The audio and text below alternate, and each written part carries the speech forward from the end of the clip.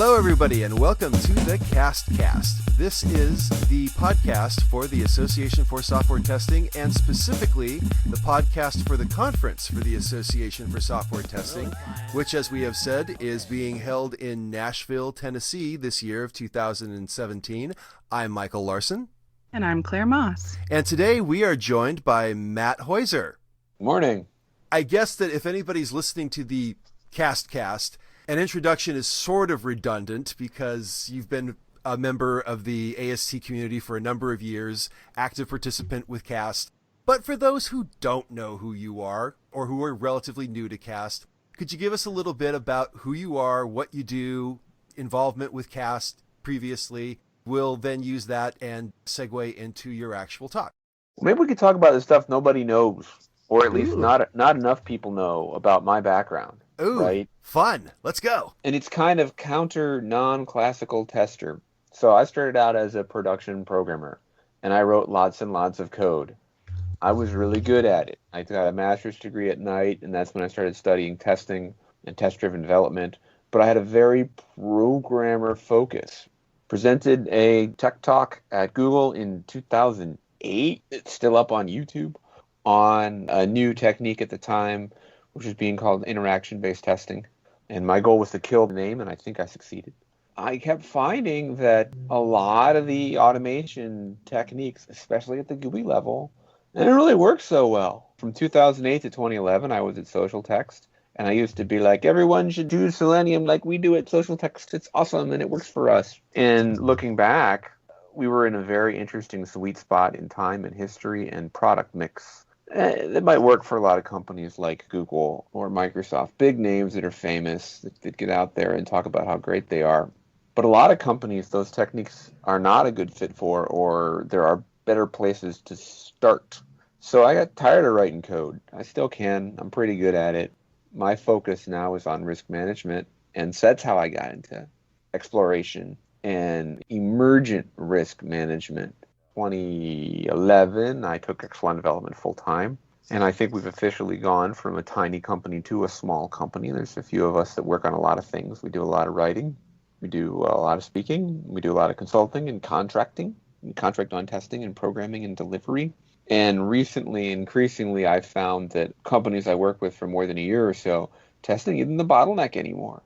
And so I go work on other things like improving first-time quality before it gets to test, which with my programmer background, I can teach the lean software delivery, lean software test classes.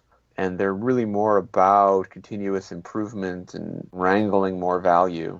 But the test class does have a lot of classic test techniques in it. I just took a long time to say that I'm actually like from the other side of the whirlpool. So there's all this weird angst about testers can't write code and test as second-class citizens, and we should learn how to write code. We're going to have mixed results in that, right? So the tester who's spending 10 hours a week trying to learn to code is never going to be as successful as the programmer with the CS degree that does it 40 hours a week. They're never going to catch up, never going to be impressive. But I'm on the other side of it where I go, I could do that. I don't want to. Done a lot of that. That's not the right tool for this job often. But I hope that explains where I'm coming from when folks see some of my writing or speaking. Because I do kind of take a different tack against the cultural wind. And I think AST is compatible with that. But I wanted to explain where that's coming from.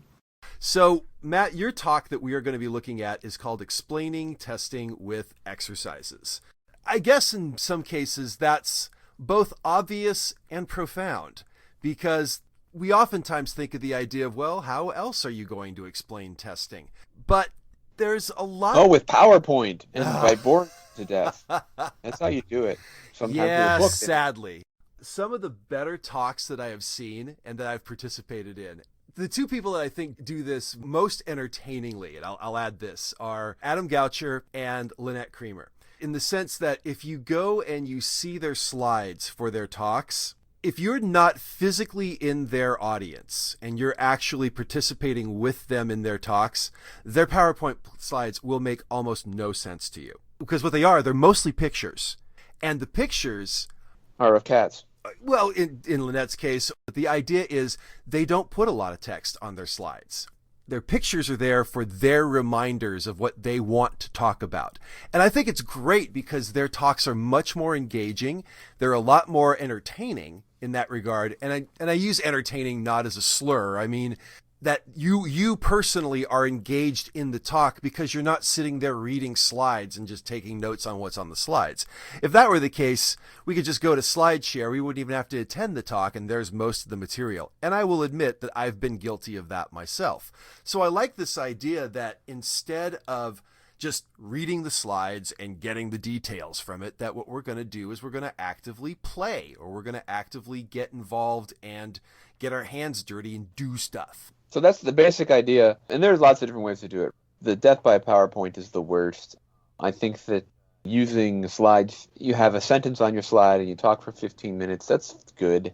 What we're going to do is actually test software. We're going to run a simulation where you were embedded on a development team for an hour and you have to test the software. A lot of people think testing is very easy, very straightforward. You just take the requirements, you turn them sideways, you create test cases, you execute the test cases. People that try that with this exercise will miss a whole lot of bugs. I hope the audience, one of the benefits of it is that you actually get an exercise you can take home and you can do with your development team. And when your developers say, this was so easy, you should have been done in 5 minutes. Look, I found 3 bugs. You can show them where the other 40 are. That's a very powerful sort of visceral, wow, there's more to risk than I realized in my philosophy.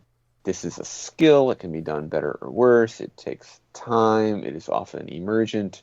And to feel that because you're living it, I think is much more powerful than testing is the critical investigation of a product or service in order to determine quality information for stakeholders, right? Like, yeah, that's true, sure, but so what?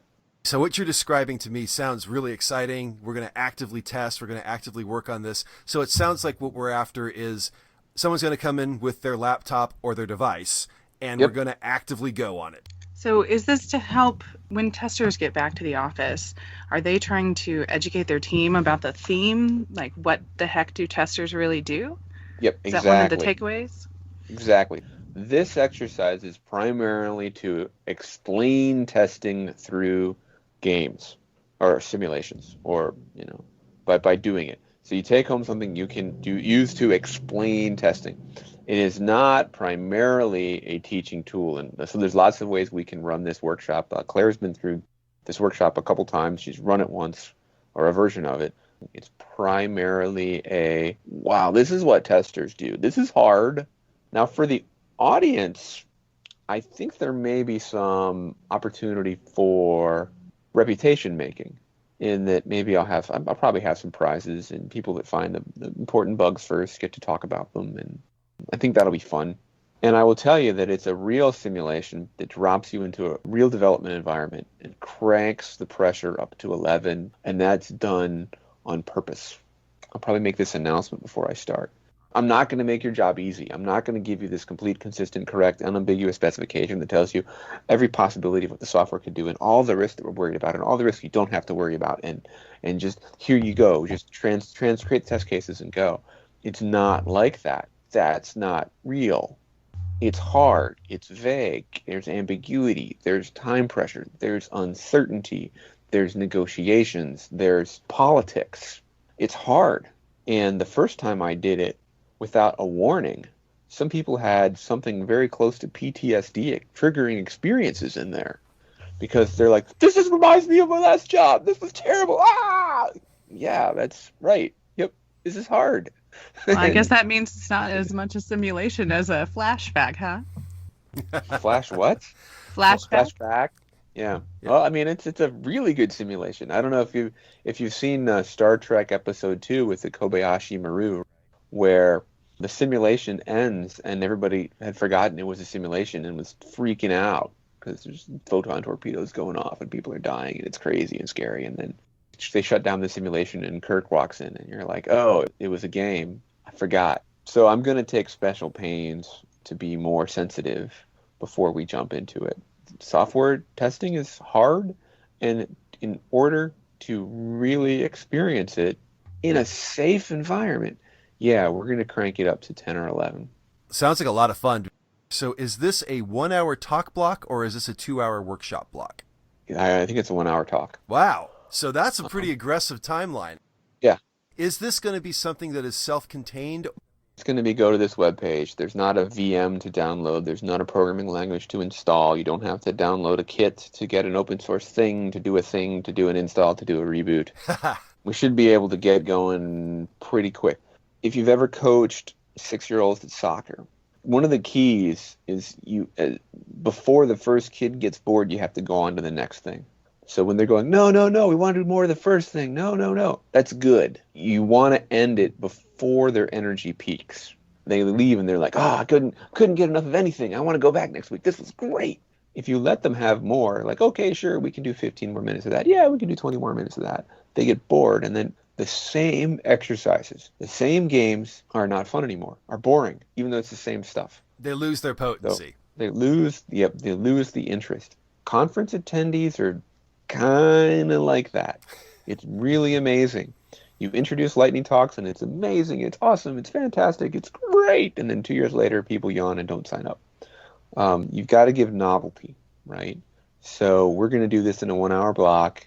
I hope people are going to want, when they leave, they're going to want more, want to keep the conversation going in the hallway and over beers.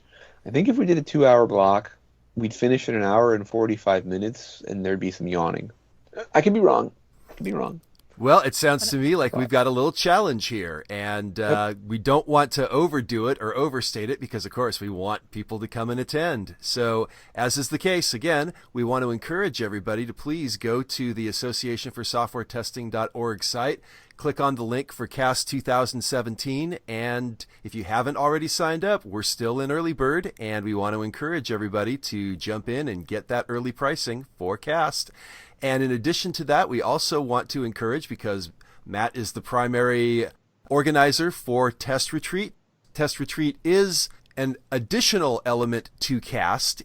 It's not included in the main package. But there's a lot that goes on to it, and we discussed it a little bit with Justin about what Test Retreat is, and we will probably do another session later on discussing Test Retreat specifically, but we're out of time at this point. You know, as they say, we got to move on before you get bored. So thank you very much. So I think that's a perfect place. Thank you. And I think it's a perfect place to wrap up today. So I want to say thank you to everybody for coming out and joining us for this episode of the CASTcast. And we look forward to talking to you soon. Take care. Bye, y'all. See ya.